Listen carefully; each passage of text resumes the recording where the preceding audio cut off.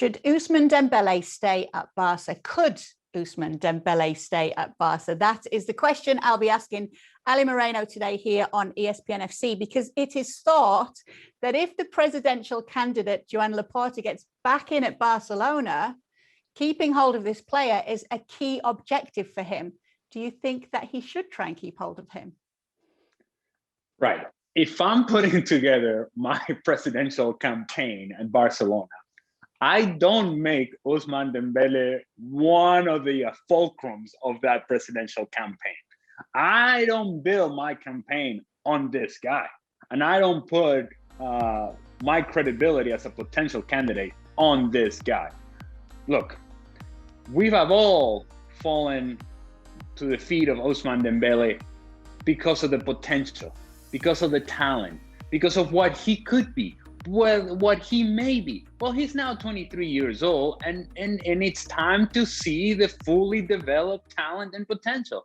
And what we see from him is, again, just moments in which you say, oh, here it is. This is a moment. He's turned the corner. There's maturity. And then there's disappointment.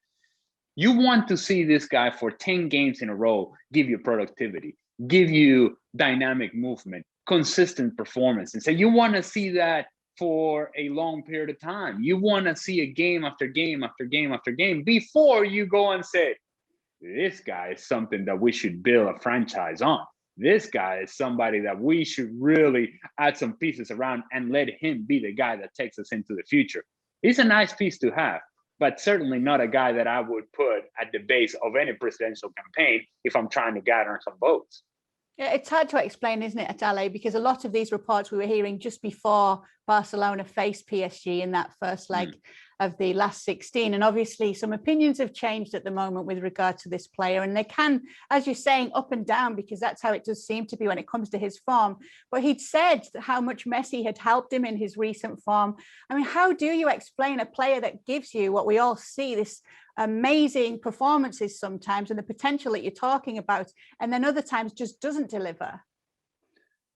Well, and that indeed is the difference between the real superstars, the true players, the ones that you can really, really, truly build a club around, and those that are just, again, as I mentioned earlier and described it earlier, as nice pieces to have.